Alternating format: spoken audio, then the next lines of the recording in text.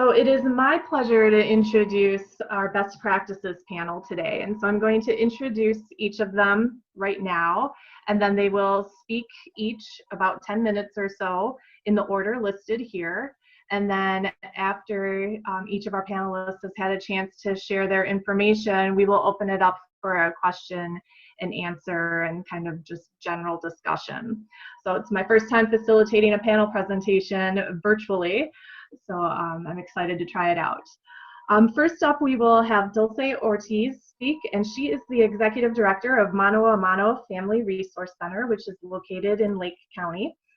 In addition to leading the Mano team in the implementation of their mission, Dulce plays a key role in the development of strategic community partnerships and leads the policy advocacy agenda.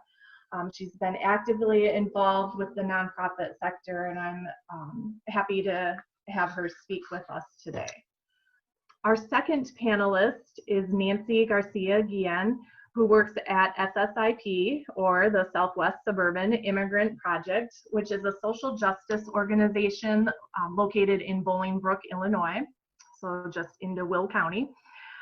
Nancy is the civic engagement organizer, and she oversees the implementation of initiatives to promote the civic engagement of her community through nonpartisan voter registration and community education. And then our third panelist is Susan Sperry. Susan is the Executive Director of World Relief Chicagoland, which is a faith-based organization committed to long-term integration of immigrants in our communities. She leads the World Relief Chicagoland's 3 locations, which are in Chicago, DuPage County, and in Aurora, to provide vital services to bring people together and build welcoming communities. So I thank each of our panelists for speaking today, and we'll turn it over to Dulce Ortiz first to share a little bit about what Mano has done during these last few months. Thank you so much, Kristen. It's an honor to have been invited to share, how as an organization we've dealt with this pandemic that, again, it's something that no one has ever encountered. We've never gone through this. But I just wanted to share a little bit about Mano. So our mission is to empower immigrant families to become full participants in their communities. And our vision is an integrated community where everyone has access to opportunities and pathways to success. We're also a welcoming center, and so shout out to Secretary Grace. We know that they've allocated additional resources to welcoming centers to help with the pandemic. And just talk a little bit about our normal programming that we had before COVID-19. We do have a legal immigration program. We also offer case management services to provide access to public benefits, health insurance. We also do referrals to other social service agency providers. We also have our health education and literacy under this umbrella. So pretty much we provide health education through our community health workers, or promotoras de salud. And we also provide adult education, early childhood education, and civic engagement. Mano serves the Lake and McHenry counties. Our main office is located in Brown Lake Park. We also have community sites in Mundelein, Highland Park, and Wakanda. And I believe late last year, we opened our satellite office in North Chicago. And so when this pandemic hit, one of the biggest concerns for our team was, were there going to be resources specifically to the undocumented community? Here in Lake County, we knew that we were going to need all the resources possible because as population here in Lake County, we're 22% of the population. Also, what we started seeing was this trend of the rate of infection in our Latinos communities was increasing very rapidly. And it was something that was very concerning because, again, we knew that, for most of, our clients that we serve, they're undocumented. And so we knew that they weren't going to have access to, health insurance, health care, but most importantly, they were not going to have sort of like a safety net to fall into. We know that by the numbers, Latinos, their infection rate is at 48% out of the total infections in Lake County. Just recently, Lake County released some data earlier this week, and pretty much for everyone white, non-Hispanic Lake County resident, we had 9 Hispanic Lake County residents testing positive for COVID-19. So when you look at the ratio of 1 to 9, that's something that is very disturbing, but also because this ratio used to be 1 to 8.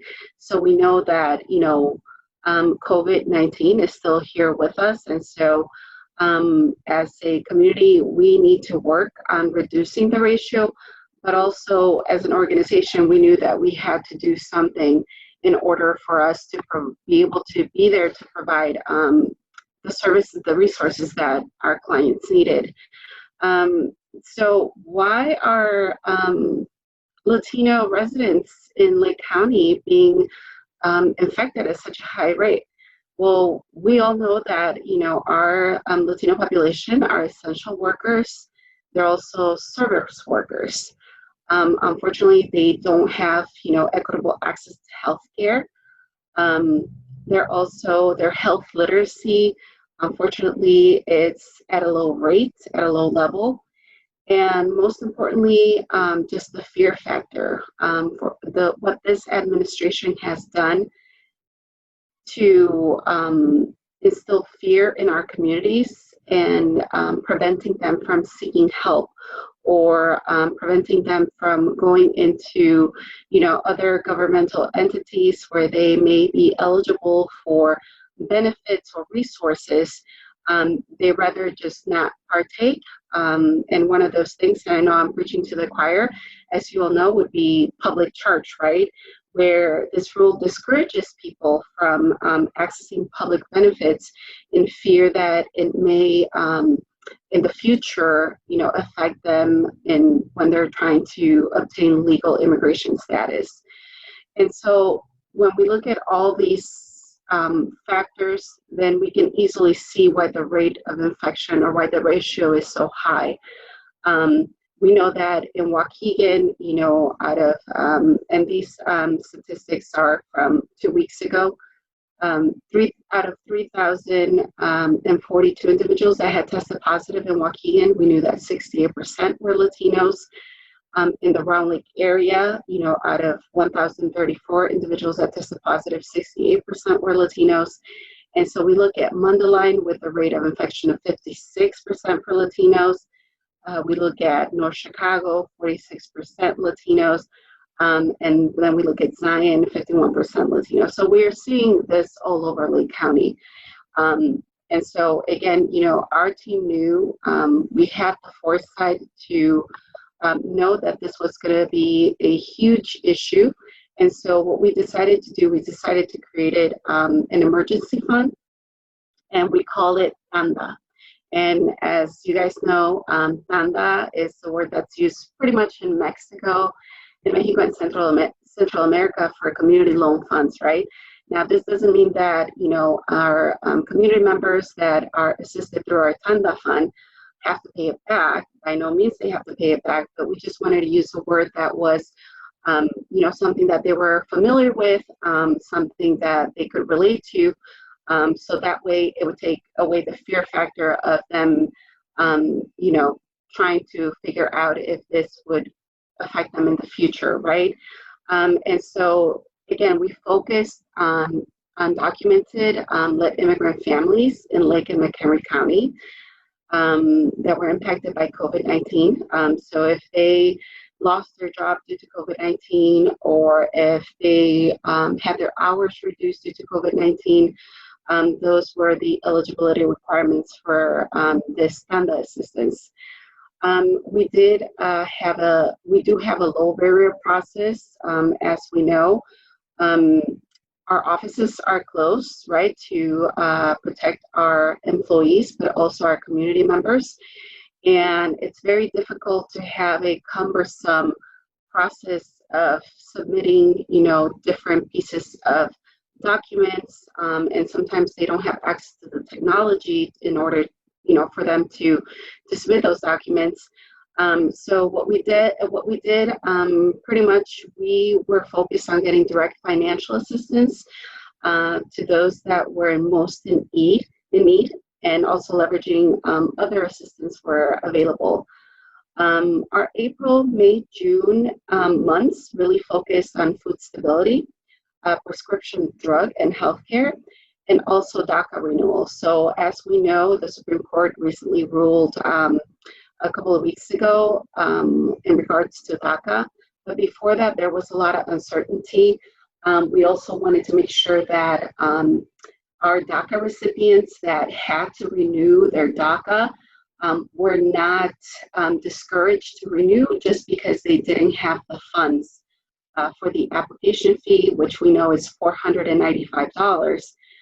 So if you have, yourself lost your job or reduced hours, or your family members lost their jobs, we knew that they were not going to use those dollars to renew their DACA, but they were going to use those dollars to help their families, which, are currently going through a crisis.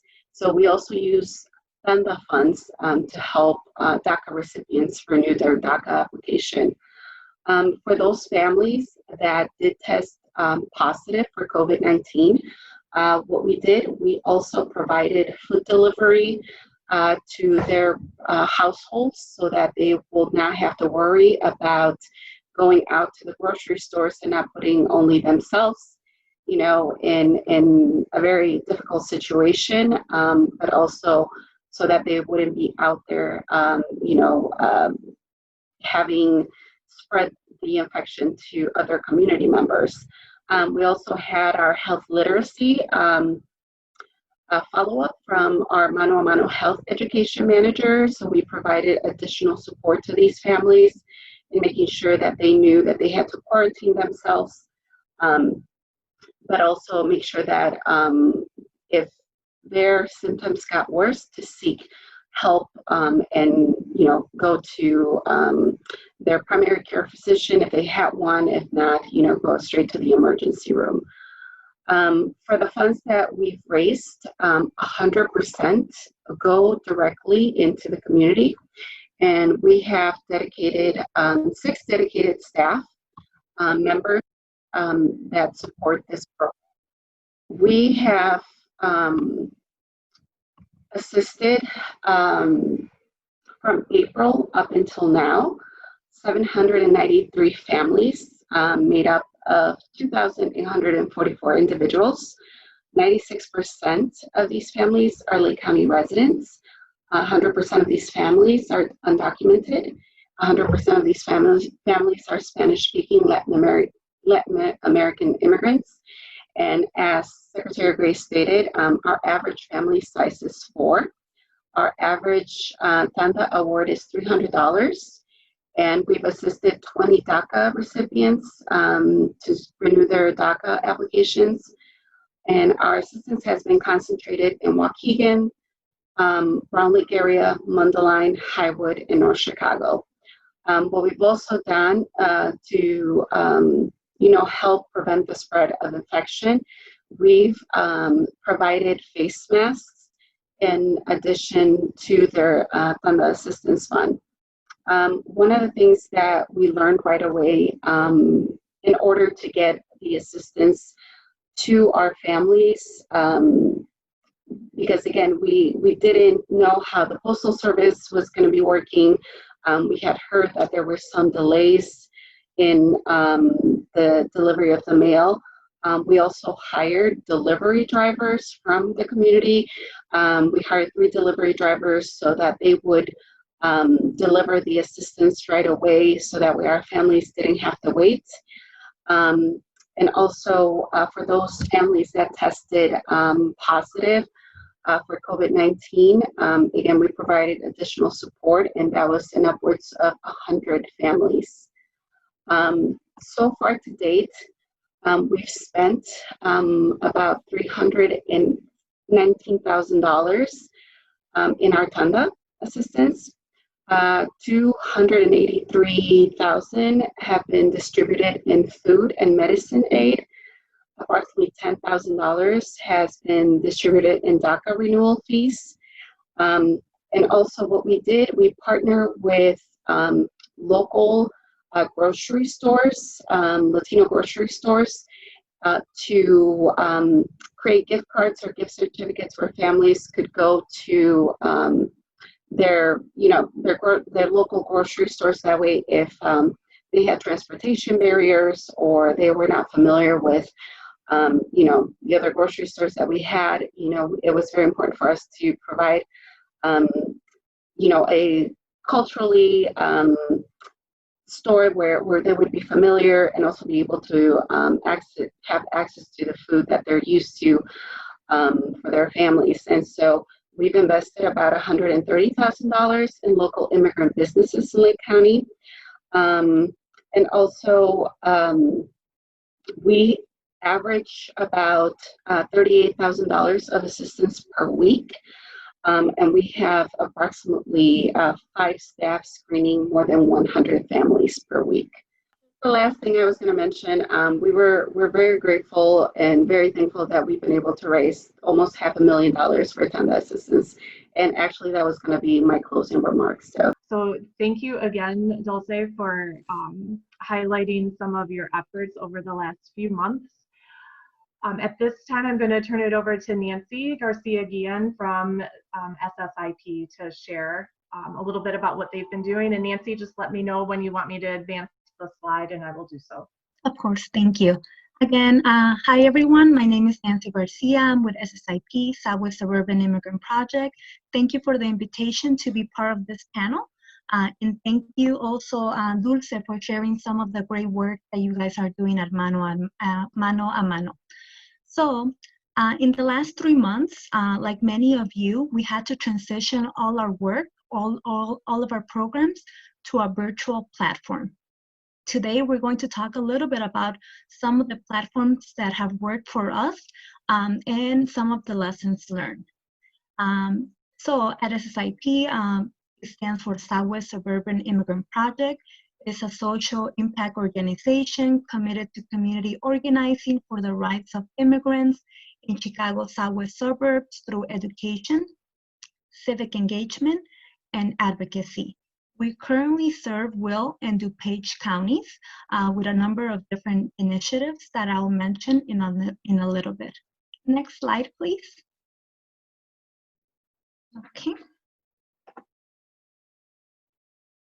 So I wanted to talk about a little bit about different platforms that we have utilized. So I'll get started with Zoom. So as many of you know, and today we're on a Zoom call, there's many opportunities with using Zoom, as well as a lot of challenges. Challenges of connecting, internet issues, and many other issues. But it also provides a great opportunity to connect with participants if we're not able to connect in a physical space. So some of the important lessons that we learn is, like I mentioned, Zoom is an opportunity that allows us to continue our work, but it also demonstrated the big digital divide that we have in our community. So we work with the immigrant community, particularly Latino and Latina, but also we work with other people from different countries, as well as who speak different languages through our citizenship classes and parent mentor program and other programs as well. So based on the idea that we had to use Zoom, there was clearly a divide and issues with community members who were older and they had issues navigating that particular that particular platform, as well as other issues for people of color. The pandemic highlighted how disfranchised our communities are.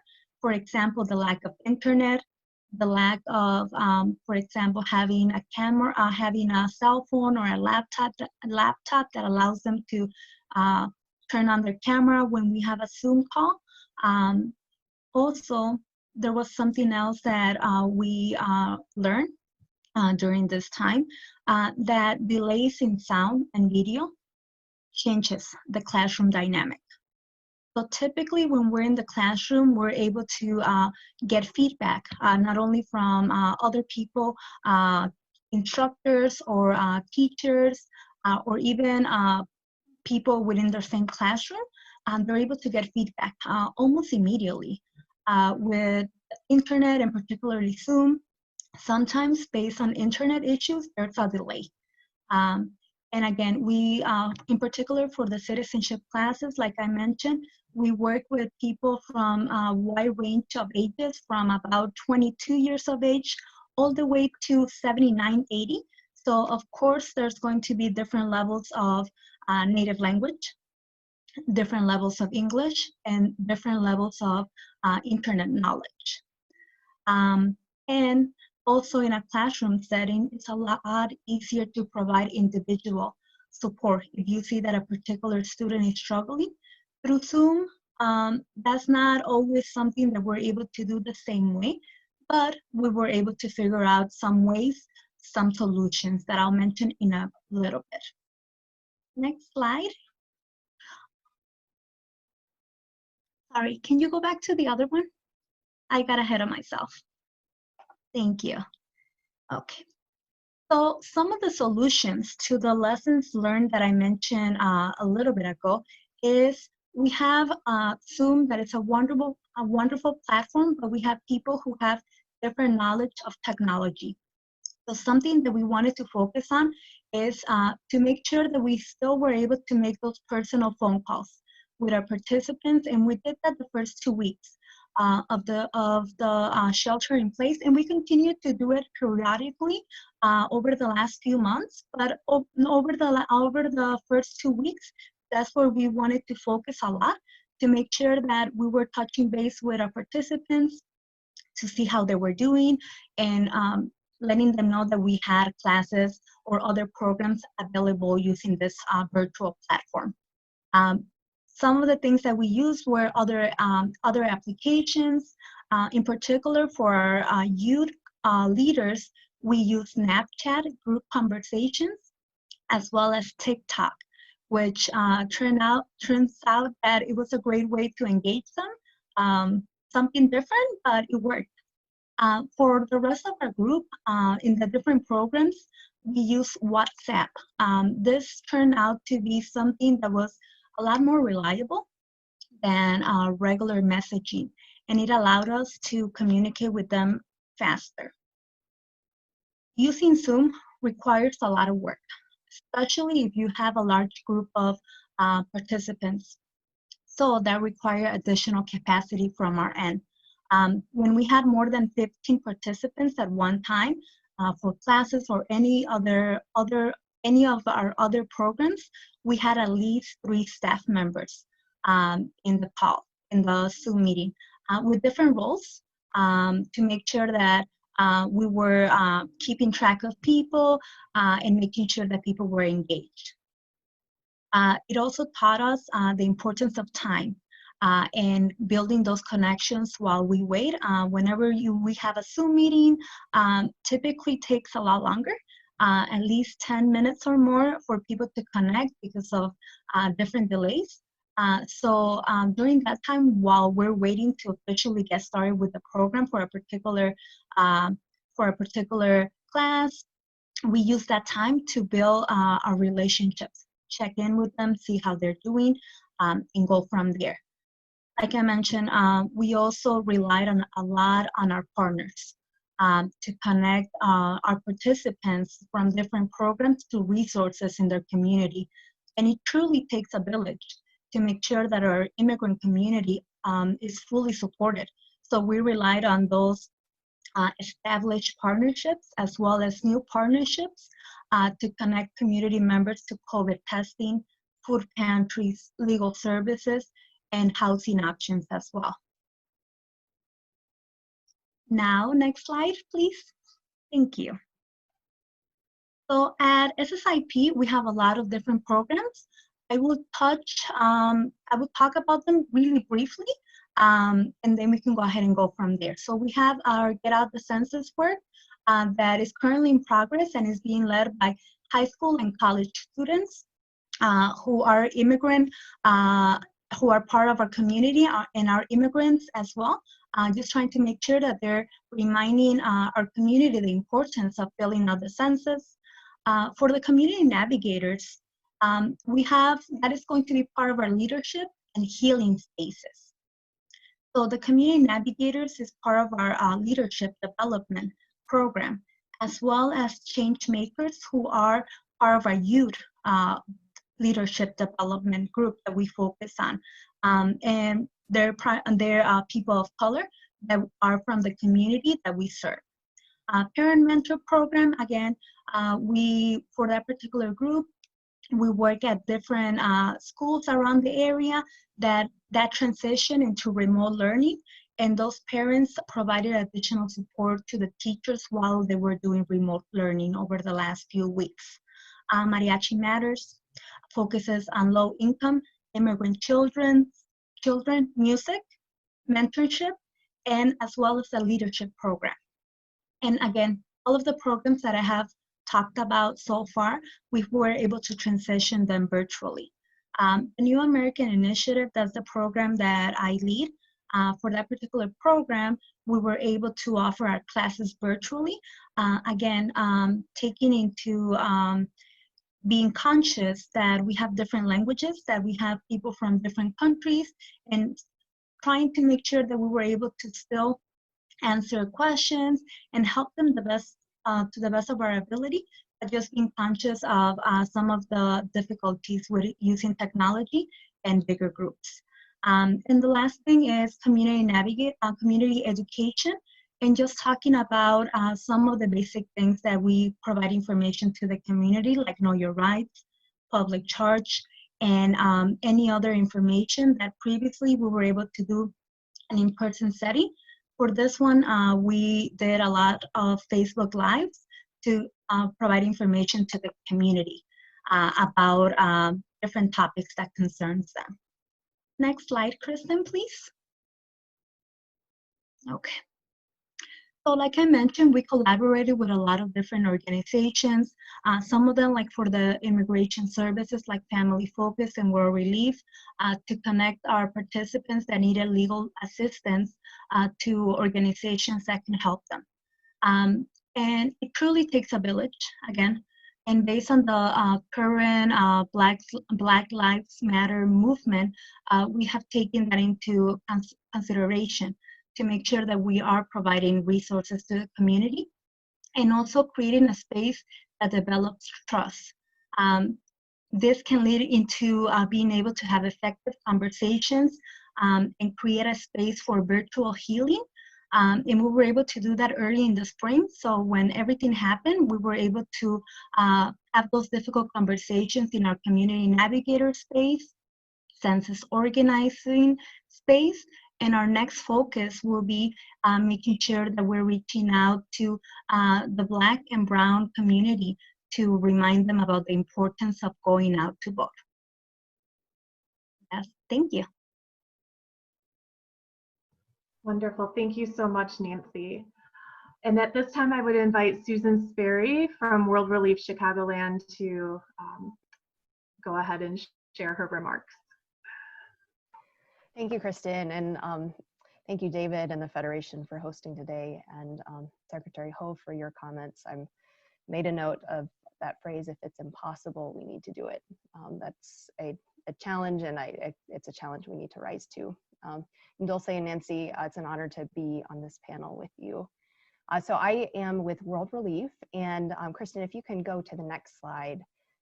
World Relief is a faith-based organization in the Chicagoland area with 3 locations, and We provide holistic services designed to promote local integration so that refugees and immigrants root and flourish in supportive communities.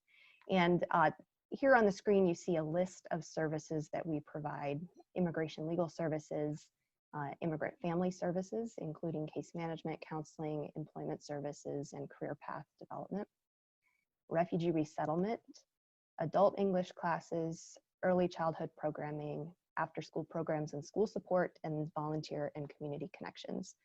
And I share this because all of those programs are now taking place remotely, which I'm incredibly, incredibly grateful for, and can attest to the need that we see in our community, the ongoing need for all of these resources and services. So I want to share just a little bit about the biggest barriers that we've seen. There have been many, but a few of the larger ones, some ways that we've seen some success in overcoming them, and talk a little bit about a couple of lessons we're learning. Just for a bit of context, each year we serve right around 6,500 people in all 3 of our locations. And last year, those individuals were from 113 different countries. And since the pandemic started, we've been seeing anywhere from 1,200 to 1,500 people each month. And one of the larger challenges we've been facing is with communication. And Nancy, I'm so thankful to you for talking so much about the types of strategies that you're using to reach out to participants. And we've seen some success in many of the platforms that you mentioned. I want to highlight a couple of additional efforts that we've seen be effective. Clearly, technology access is challenging, and along with that, limited internet bandwidth and connectivity can be a challenge. And so we're trying to both use the platforms of WhatsApp and Zoom and so forth, as well as use platforms that are a bit more static, like Facebook, where people can engage on their own terms. And so we have a Facebook group that we've created that is internal and allows people to share resources with each other. And that's been a great tool for World Relief to push out a lot of resources, for example, food pantry days and times, updates about current health protocols and precautions. And that's been one of our larger challenges with communication, is the constantly changing healthcare guidance. We all, I think our heads are spinning with the both what phase we're in and what that means, as well as in the early days, what types of precautions to be taking with PPE and hand washing and masks and social distancing. And communicating that across multiple language has been a challenge. And it's underscored the importance of strong interpretation, quick translation, and leveraging the strengths within our community and within other communities that were experiencing COVID prior to us. The scale of demand for financial assistance is another barrier that we've seen, and we've heard a lot about that today. So I won't spend too long on that, other than just a microcosm of what we've seen is in the suburbs, when we began giving some of the funds that Secretary Ho referenced earlier, the immigrant family support funds. In that first 24-hour period, we had over 700 calls on one Google Voice line, and we had 38 slots to offer for that funding. And so we certainly are seeing high demand. And then we're encountering a lot of challenge reaching hard to reach groups of people that we were serving a lot in person, but it's been harder to reach. And that includes individuals that have limited literacy or no literacy in their own language. And so it's very difficult to get print communication into their hands. And we typically are needing to talk with relatives or talk with with friends to be able to reach out to them with important information. And then some of our senior clients in our seniors group have limited online access. And so again, it's been more challenging to connect electronically. We're seeing some success in being able to send pictures of key information and photos that can again be conveyed through relatives. So a few quick successes to some of these challenges. I mentioned the Facebook group that we've been able to use, as well as text-it apps, and using platforms like DocuSign and other creative yet secure ways to get documents signed where that's necessary, and particularly within our immigration legal services, be able to get the documentation that we need to be able to file cases. We've been integrating technology planning into our case management work and our English class intakes. And so that includes having an intake form focused on technology so that we have a sense for what someone's access is and what they have on hand, as well as their knowledge of how to use that. And we've included many more technology-related questions in our general intake process. We're partnering with volunteers in new ways. That includes volunteers who are helping with unemployment applications and trained to do that, volunteers who are doing emergency food drop-off, helping students with homework help who were struggling and their parents were struggling to help them access the online schooling that they had. All of those have seen some success, enough for us to know that there are ways that volunteers can continue serving their neighbors in this time and do that remotely. And then briefly, just a couple of broader lessons that we are learning. The first is, I think we can all resonate with, everything takes significantly longer to do. So we are seeing more demand than ever before, and yet every appointment takes longer. It takes longer because the back and forth of the paperwork and the filing that we need to do takes longer because we're not sitting across from someone. It takes longer because people need to talk, and they might be connecting with a staff member for the first time and we all are needing a release. And then there's the technology glitches. So very often limited bandwidth or intermittent wireless access interrupts counseling sessions, interrupts case management sessions. The second lesson that we are learning is that the needs and the crises are not following the patterns that we expect. And one example of that is we early on expected that we were hearing of many layoffs among many of our refugee clients. And we expected we would see a wave of rental assistance applications early on.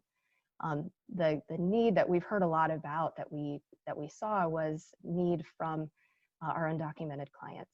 And those that have refugee status, we do expect we're going to see greater need in the coming months, but we did not see the need for rental assistance or financial assistance in quite the way we expected.